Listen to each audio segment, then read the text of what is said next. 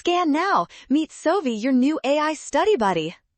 Statistical hypothesis testing can be tricky, but we will break down this problem in 60 seconds to find the correct answer using a simple 3-step process. First, compare the p-value of 0.12 to the significance level of 0.05. Since the p-value is greater, we fail to reject the null hypothesis.